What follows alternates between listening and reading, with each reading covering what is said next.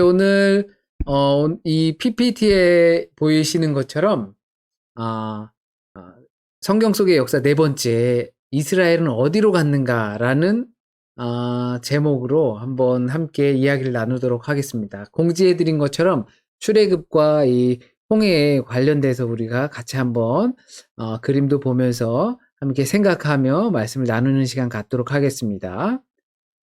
야, 이스라엘은 이제 지난주에 보셨던 것처럼 이스라엘이 이집트에서 기나긴 여정, 약 400년이라는 시간 동안 이집트에서 살았죠. 거의 이제 토착화가 된 거예요. 이집트의 사람이 거의 됐다고 볼 수가 있겠죠.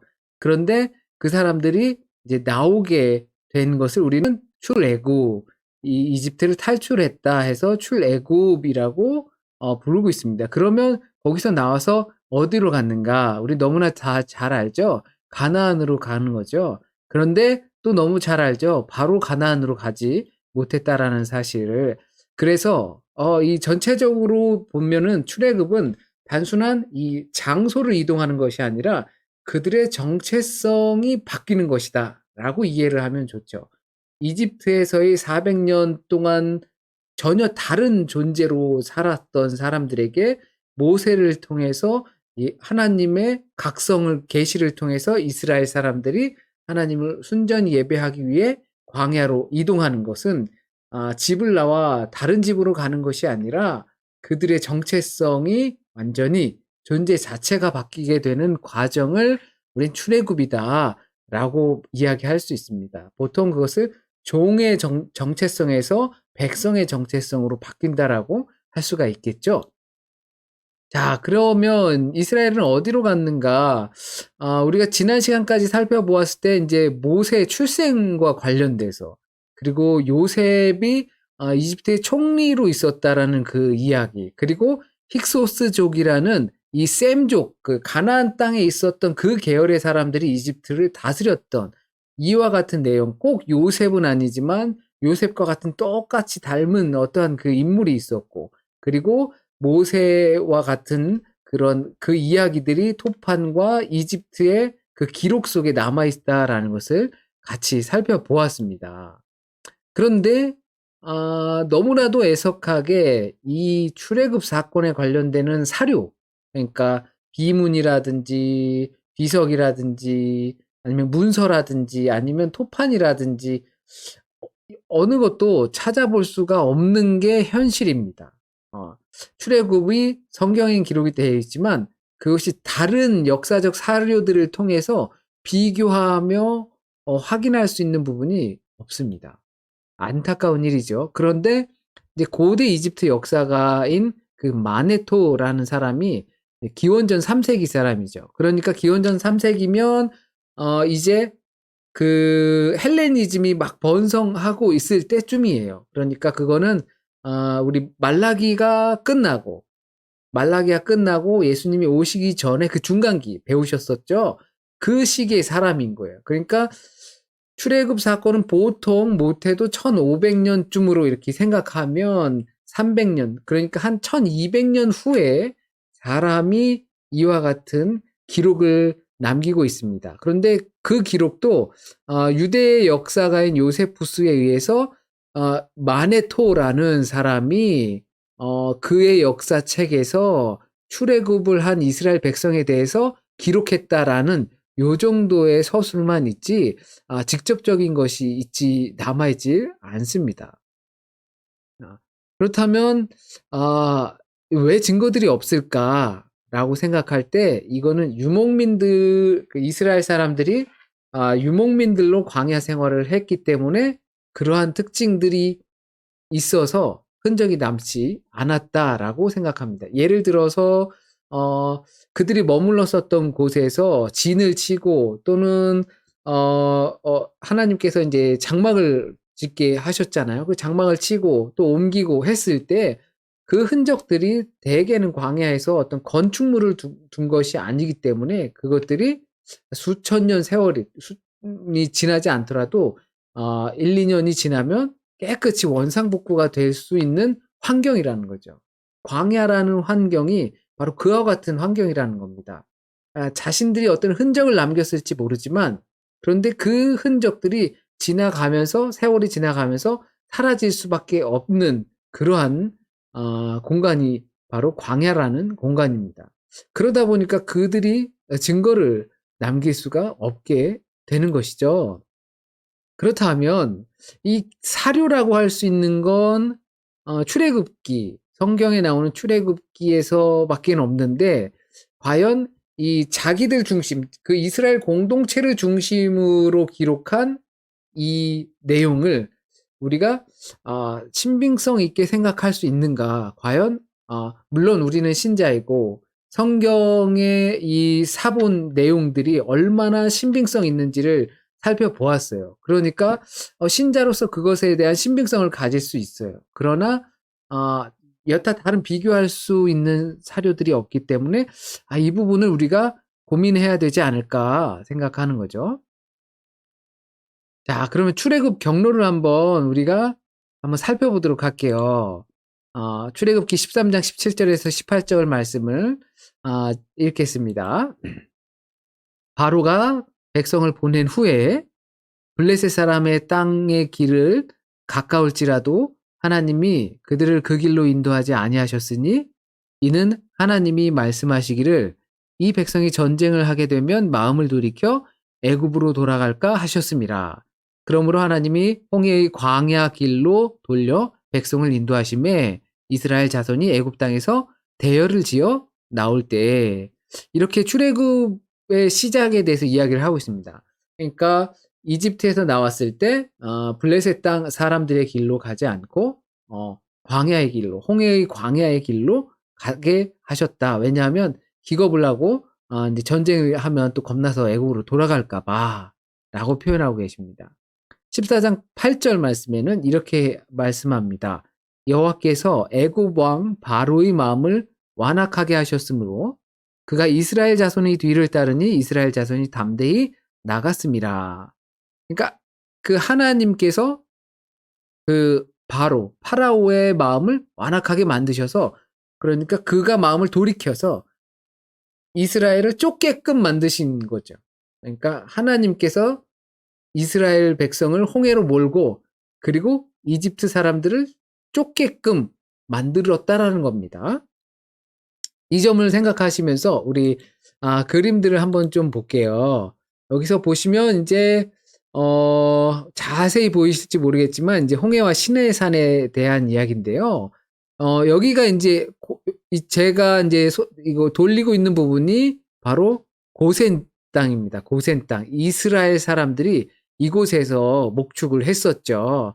왜냐하면 요셉이 시켰죠. 이스라엘 사람들은 유목민이기 때문에 우리는 농사를 짓지 않고 유목민이기 때문에 고센 땅에서 가게 하겠습니다. 그리고 지난주에 보셨던 것처럼 모세가 이곳을 탈출할 수밖에 없었던 이유는 이 동물들을 제사로 지내게 되는데 이집트 사람들이 이 안에 점점 늘어나게 되면서 그러면서 그 안에서 이들이 우리가 예배를 드리면 우리를 박해하지 않겠냐. 그래서 우리는 광야에 나가서 하나님을 마음껏 예배하겠다라는 이유를 들었죠. 그래서 이곳에 보면 지금 이 위쪽에 지중해가 있죠. 이 지중해에 이 사막길, 해변길이 바로 이제 블레셋 사람들의 길이라고 합니다. 그러니까 이 고센 땅을 나와서 이로 쭉 바로 가면 가나안인데 가지 않고 왜냐하면 여기서 이 군사들과 만나서 전쟁을 벌일까봐 그래서 다시 돌아갈까봐 이 길을 피하고 이 홍해길을 따라서 광야로 인도하셨다라고 말씀하시는 겁니다. 이것도 이제 이거는 이제 한국어로 이렇게 된 거고요. 그리고 오른편에 있는 반대편에 있는 것은 이제 영어로 이렇게 표시가 된 것입니다. 보통 이 빨간 선으로 된 거는 아주 오래전부터 이 지역이 시내산으로 내려가고 그리고 이곳을 통해서 올라가서 가데스 바네아가 이곳에 머무르면서 정탐꾼들의 말들 때문에 여기서 37년 반을 헤매게 된 사건 순서를 보고 있는 겁니다. 자, 그런데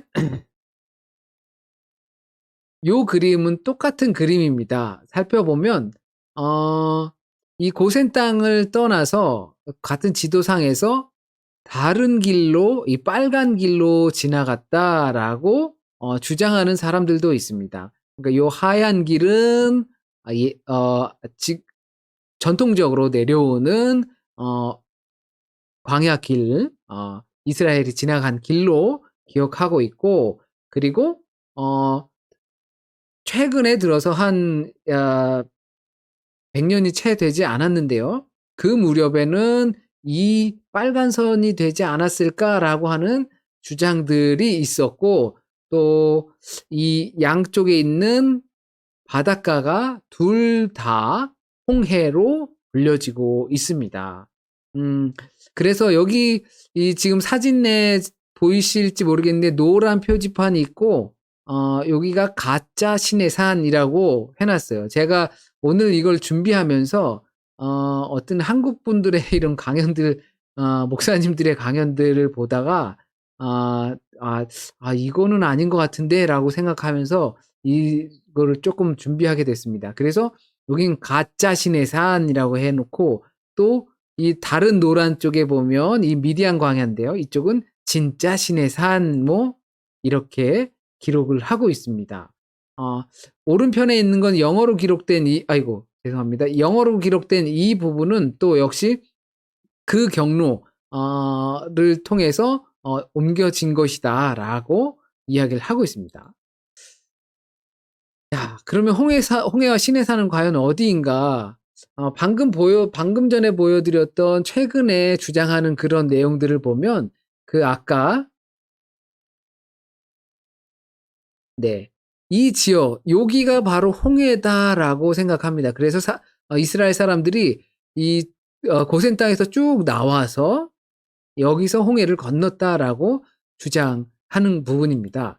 그래서 그 부분을 조금 자세히 살펴보면 이렇게 생겼다고 합니다. 인제 여기 시나이 반도고, 그리고 여기 길을 지나가는데 어 누에이바라고 해서 이쪽이 이렇게 넓게 사장처럼 이렇게 아주 넓게 되어 있다라고 합니다. 그래서 진을 칠 수 있게 된다라고 하는 거고, 요 길을 통해서 지나갔다라고 생각하는 겁니다.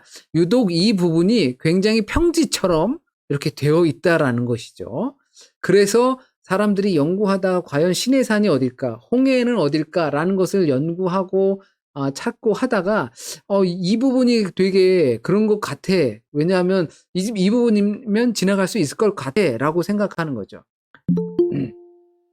그런데 그분들이 이렇게 생각하고 주장하고 하는 것들 중에 참 불편한 것들이 뭐냐면, 그전에 시내산과 그 길은 어 "카톨릭에서 정한 거다." 그러니까 그런 전제를 깔고서 "이건 쪼끔 뭐 아니다." 뭐 이런 식의 주장들이 좀 생겨납니다. 그러니까 불편한 주장인 거죠, 되게. 자, 그래서 '왜 이런 문제가 생기는가.'라는 것을 한번 생각해 봤습니다. 먼저는 어떤 고고학자들도 역사가들도 정확하게 정말 그 분야에 심도 있게 연구하고 또 노력한 사람들도 "시내산이 정확히 어딘지는 우리는 정말 알 수 없다."라고 이야기를 합니다. 하지만 왜냐하면 말씀드린 것처럼 성경의 기록밖에 없기 때문에 이 성경을 근거로, 그리고 고대에서부터 불려졌던 지명들을 근거로 해서 찾아보니까 전통적으로 내려오는 그 시내산길 광야길을 이야기하게 되는 것이죠. 그런데 또 다른 사람들은 그것을 거부하는 이유는 무언가 분명하게 설명하기 어렵기 때문에 설명하려고 노력하는 과정 중에 그렇게 다른 방법을 찾게 되는 것이 아닌가 생각합니다. 성경의 기록을 역사적인 사실로 받아들이니까 성경의 기록을 역사적인 사실로 받아들이니까 그것을 증명해 내기 위해서 노력하는 거죠. 마치 아라랏산이 어디냐, 노아의 방주가 어디 걸쳤냐, 산속에 있는 어떤 그 나무 조각들을 찾으면서 '이것이야말로 이 노아의 방주고 여기가 아라랏산이다. 그러면 에덴 동산은 어디냐?' 이렇게 찾게 되는 그런 여정이랑 비슷하다고 볼 수가 있습니다. 자, 그러면 우리가 비합리적인 것을 합리적인 내 방식으로 이해하려고 하는 노력이 들어가게 되는 거죠. 역사적인 사실로 성경의 기록을 받아들이고, 그런데 그 출애굽 사건들은 너무나 봐도 비합리적인 그것을 우린 기적이라고 말하죠. 비합리적인 일이 벌어진 거예요. 내가 이해할 수 있는 사고의 것들이 아닌 거죠. 그렇다 보니까 내가 이해할 수 있는 방식을 만들어야 되는 결과가 나타나게 됩니다. 그래서 출애굽 이해하는 데 있어서 이제 문제가 있습니다. 뭐냐 하면 성경에서 탈출할 때 인원이 60만 명쯤으로 기록하고 있습니다. 그런데 그것은 보통 남성만 기록한 것이기 때문에 그것을 남성과 여성 그리고 가족들 또는 따라 나온 노예들이 있습니다.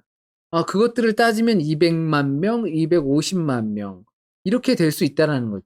단순하게 6사 24만 해도 250만 명이 되는 것이죠. 그러면 여기서 무슨 문제가 생기냐면 선두가 출발해서 홍해에 도착했을 때 성경의 기록처럼 바닷가 앞에 도착했을 때쯤에 아무리 뭐 10열 정도에 뭐 이렇게 해서 쭉 10줄을 서서 온다 하더라도 아직 출발하지 못한 무리들이 고센 땅에 있을 수 있게 된다라는 겁니다. 어떤 사람들은 모세랑 일행들은 홍해에 도착한 거죠. 그런데 고센 땅에서 아직 출발을 안 했어요. 그렇게 되면 어떻게 될까요? 바로가 바로 출발했지만 그들을 잡을 수밖에 없게 되는 것이죠. 자, 그러면 여기서 이 홍해가 뭐냐면 이 홍해는 영어로는 레드시죠. 레드시예요. 근데 이 히브리어로는 얌숲이라고 합니다. 얌숲. 얌은 보통 이제 큰 물, 바다. 우리 성막에 보면 놋바다라고 하죠. 그것도 얌입니다. 그러니까 이 얌숲이라고 해서 숲은 갈대입니다. 그래서 히브리어로 하면 갈대 바다가 되는 거예요. 그런데 이것을 그러니까 중간기 아까 그 마네토라는 사람이 이집트의 역사서를 썼을 그 무렵의 시기에 우리 70인역 성경이 그리스어로 번역이 됐습니다. 그것이 그리스어가 번역이 이렇게 되면서 이것을 홍해로 붉은 바다로 번역이 되었습니다. 그러니까 이 붉은 바다라고 했던 것은 왜 그렇게 됐는지는 어느 누구도 정확히 알 수는 없습니다. 때로는 이 홍해라고 불려진 이유가 석양 때문에 그렇게 붉게 보였다. 아니면 그 갈대가 있는 그 바다라서 그 갈대 끄트머리가 이제 곰방대 같이 생긴 그게 좀 불긋불긋하잖아요. 그러니까 그것들이 쭉 있어서 그것이 이제 갈대 바다, 홍해, 붉은 바다 이렇게 됐을 것이다라고 추정만 할 뿐이지 정확히 알 수는 없습니다. 자, 그래서 이제 홍해가 얌수프가 되고, 홍해가 얌수프인데 갈대 바다인데 이제 붉은 바다로 변경이 된 것이죠. 지금 보시는 사진은 이와 같은 모습으로 생긴 얕은 물가를 지나가지 않았을까라고 추정을 합니다. 이것도 역시 정확하게 어디인지는 알 수가 없는 부분이죠. 그러면 이와 같은 이해하기 어려운 출애굽의 문제들이 있는데 그 문제들을 우리가 받아들일 때 어떻게 해야 하는가 설명하기 어렵고 이해하기 어려울 때 우린 실향인으로서 어떻게 해야 하는가 그렇게 내가 이해할 수 있는 범위에 내가 받아들일 수 있는 범위의 것으로 설명해야 하는가 우리가 이해할 수 있는 영역으로 그것을 끌어내려야 하는가라는 거죠. 내 수준에 맞춰서 그 증거들을 찾아야 되는가. 그렇게 되면 어떤 문제가 발생할까요? 내 수준으로 내가 이해할 수 있는 범위, 내가 납득할 수 있는 범위로 그 성경을 역사적 사실이라고 믿으면서 그것을 설명하게 되면 어떤 일이 생기냐.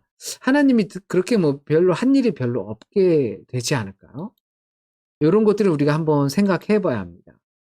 그래서 역사적 사료가 이렇게 희박할 때 우린 어떻게 믿어야 할까요? 어? 제가 먼저 말씀드리고 싶은 것은 판단 중지입니다. 우리에게 증명할 수 있는 거나 뭐 별로 없어요. 우리가 그것을 설명해 주고 납득해 주고 그럴 수 있는 것이 없단 말이죠. 그럴 땐 판단 중지하는 거죠. 아 그 노력은 너무나 중요하지만 우리에게 있어서 인제 자꾸 그 여백을 채우고 싶은 마음은 우리가 충분히 이해가 됩니다. 노력해서 밝혀내고 증명해 내려고 하는 것은 충분히 이해가 가는 일입니다. 그리고 하나님은 완벽하신 분이기 때문에 분명히 우리가 이해할 만한 답이 있을 것으로 생각이 됩니다. 우리에게 언젠가는 그 답을 주실 거라고 생각합니다. 그러나 이해할 수 없는 사건은 우리 곁에 그 성경의 기록 말고도 너무나 많죠. 정말 납득하지 못할 만한 사건들이 많이 발생합니다. 우리의 합리적 사고로 납득하기 어려운 부분이 너무나 많은 거죠. 그러나 그것을 다 알게 되면 우리가 어떻게 될까요? 그것을 다 확인하게 되면 어떻게 될까요? 그 여운을 남기는 것이 이제 판단 중지로 생각합니다. 인간의 한계를 그냥 남겨두는 것이죠. 그러니까 우리에게 주어진 한계라고 생각하는 겁니다. 이것을 아 유보하는 것이죠. 그리고 또 말씀드리고 싶은 것은 음 성경이 인제 우리에게 아무런 하나님께서 그러니까 우리에게 무엇을 전달하고자 하시는가 이 사건을 통해서 그것을 먼저 알아야 할 겁니다. 어 아무런 사료도 남겨두지 않고 왜냐하면 우리가 지난 시간까지만 해도 미미하지만 그와 같은 것들을 확인할 수 있는 사료들이 있어서 그것들을 통해서 우리가 해석해서 우리의 신앙을 발견할 수가 있게 되는데 이런 부분은 전혀 이제 아무것도 없을 땐 하나님께서 이와 같은 일들을 남겨둔 이유가 무엇인지를 우리가 먼저 알아야 합니다. 바로 그것이 출애굽기 14장 8절 말씀으로 한번 우리가 생각해 볼 수 있을 것 같아요. 여호와께서 애굽 왕 바로의 마음을 완악하게 하셨으므로. 그러니까 하나님께서 이 모든 일을 이렇게 만드셨다라는 거죠. 어. 우리가 신자로서 이것을 믿고 믿음으로 고백합니다. 그렇다면 이 하나님께서 왜 그들을 그 마음을 완악하게 하셨으며 그들을 쫓게 하셨으며 그것들을 우리가 생각해야 하는 것이죠. 음. 장소의 이동 경로 우리가 충분히 알 수가 없습니다. 그러나 정체성의 이동 경로는 알 수가 있게 되는 것이죠. 왜냐하면 그 이집트를 떠나 나와서 하나님의 어 이제 부르심을 따라서 나가는 거죠. 그리고 그들이 다시는 돌아가지 못하게 광야의 길로 인도하시고 그 가운데에서 하나님께서 그들을 추격하는 사람들을 어떻게 하는지를 보게 하셨던 겁니다. 출애굽기 13장 17절에 18절을 또 다시 한번 읽으면요. 바로가 백성을 보낸 후 블레셋 사람의 땅의 길은 가까울지라도 하나님이 그들을 그 길로 인도하지 아니하셨으니 이 광야라는 의미가 중요한 거죠. 어 어느 광야인지가 중요한 게 아니라 하나님께서 이스라엘 사람들을 광야로 인도해 내신 게 중요한 거예요. 그들을 이집트에서 꺼내서 정체성을 다시 한번 변화시키기 위해서 약속대로 이스라엘의 큰 민족을 이루게 하셨으니 그들이 나와서 광야의 삶을 통해서 직접 하나님을 경험할 수 있게 되는 그 자리로 불러내셨던 거죠. 죽음을 맞닥뜨릴 수밖에 없고 그리고 거기에서 공포를 가질 수밖에 없고 그 공포를 통해서 어떤 이들은 하나님을 떠나고 어떤 이들은 하나님을 의지할 수 있게 되는 그 광야. 우리가 유일하게 기댈 수 있는 하나님밖에 없는 그곳. 그곳으로 사람들을 불러내신 겁니다. 이것은 역사적인 사실과는 별개의 문제인 거죠. 그러므로 우리 이 내용을 믿음으로 이해할 수밖에 없는 부분입니다. 아 이러한 부분에 있어서 맹목적인 믿음이라는 것들을 생각해 봤습니다. 맹목적인 눈을 감고 믿는 믿음이다. 뭐 눈이 없는 믿음이다. 뭐 이렇게 이해할 수 있죠. 어 맹목적인 믿음이라고 한다면 또 다르게 생각할 수도 있을 것 같아요. 우리가 믿기 때문에 아무런 연구나 고민이 없는 거죠. 만약에 우리가 나는 믿어. 그렇기 때문에 나는 흔들리지 않을 거야. 그래서 보지도 않고 듣지도 않을 거야. 그리고 고민도 하지 않을 거야. 그렇게 생각하는 것도 맹목적인 믿음이 되는 겁니다. 그런데 이 잘못된 믿음의 노력, 믿고 싶은 것만 믿는 것, 이것도 이 맹목적인 믿음의 한 종류가 아닐까 생각합니다. 어떻게 보면 더 위험할지도 모르겠다 생각합니다. 잘못된 믿음을 향한 노력, 믿고 싶은 것만 믿는 거죠. 우리 보통 이렇게 어떤 그 극우단체, 극좌단체, 뭐 이렇게 이런 사람들을 보면, 어떤 합리적인 이야기들이 들려도 그것을 거부하고, 이렇게 자기가 믿고 싶은 것만, 받아들이고 싶은 것만 찾아보게 되고, 그렇게 듣게 되고 하는 것이죠. 그런 사람들이랑만 친하게 되고. 그러면 계속 편향성으로 갈 수밖에 없는 거죠. 그렇게 하다 보면 분명히 나타나 있는 것들까지도 그것을 소위 말하는 증거 조작을 하게 되는 겁니다. 믿음에 있어서도 잘못된 믿음을 향해서 가게 되면 분명히 성경에서 기록하고 있는 내용들을 기반으로 하지 않고 오히려 자기가 이해할 수 있는, 납득할 수 있는, 받아들일 수 있는 부분으로 그것을 이제 증거를 찾아내고 몰아간다라는 것입니다. 그럼 매우 위험한 믿음이 되겠죠. 그리고 우리가 또 생각해 볼 건 모세와 끝까지 사람들이 갔을까? 그 길을 동행해서 나왔을까라는 것도 한번 생각해 볼 필요가 있습니다. 성경에 기록은 없습니다. 근데 당연히 홍해를 만났을 때 우리가 죽을 데가 없어서 우리를 다 바다에 수장시키려고 그러느냐라고 불평을 하죠. 또 광야에 가서 우리 목말라 죽을 때에는 우리가 뭐 죽을 데가 없어서 여기서 목말라 죽게 하려고 우리를 데리고 나왔냐. 식량이 다 떨어져서 이제 배고플 때는 우리 먹을 게 없어가지고 우리를 여기서 죽이려고 지금 그러느냐.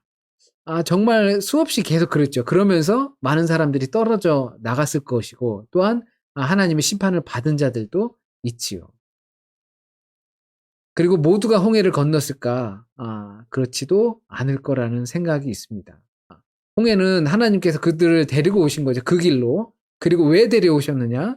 이집트에서 탈출했지만 이집트의 사람들이 수장되는 것을 보여주기 위해서 그들을 데리고 나오신 거죠. 그런데 그곳을 믿지 못하고 돌이키는 사람들이 분명히 있었을 겁니다. 분명히 있었던 거죠. 베드로도 주님을 믿고서 물 위에 발을 내딛었지만 그렇지만 눈이 흔들리고 동공이 흔들리고 주변을 바라보며 두려움 속에서 물에 빠지고 말 수밖에 없던 거랑 비슷한 일들이 나타났을 것입니다. 왜냐하면 인간들은 그런 모습이 있고 믿음의 사람들은 또 저런 모습이 있다라는 것을 성경을 통해서 우리에게 알려주시는 거죠. 그리고 그 누구나가 지나갈 수 있는 길이라면 그것을 승리의 역사로 기록하지 않았을 겁니다. 모든 사람이 오케이. 그러니까 우리 60만 명 또는 250만 명 우리 다 지나갈 수 있어. 하나님께서 약속했어라고 가는 정말 손쉬운 길이었다면 홍해를 건너는 것이 광야를 생활하는 것이 그것이 손쉬운 길이었다면 그렇다면 아마 이것이 기록되지 않았을 확률이 매우 높은 거죠. 믿는 자와 믿지 않는 자, 그 길을 따르는 자와 따르지 않는 자들을 하나님께서 보여주시는 과정이기 때문에 그렇습니다. 그런 사람들이 가나안으로 갈 수 있는 거예요. 그 길을 포기한 사람들은 가나안 약속의 땅으로 갈 수 없는 거죠. 네, 이렇게 오늘 내용을 준비해 봤습니다. 출애굽 과정을 살펴보시면서 우리가 정말 어떤 증거도 찾을 수 없고 그런 상황 속에서 있을 때 우리의 믿음이 어떤 방향으로 가야 하는가라는 것을 같이 생각해 봤으면 좋겠다라는 마음으로 했습니다. 어떤 여타 다른 교회 정말 보수적이거나 뭐 이런 사람들도 또는 그 비평적인 사람들도 분명히 이 믿음 안에서 바른 선택을 해야 되지 않을까라고 생각합니다. 그 선택이 내가 모르는 것은 나는 모르겠다라고 하는 것이죠.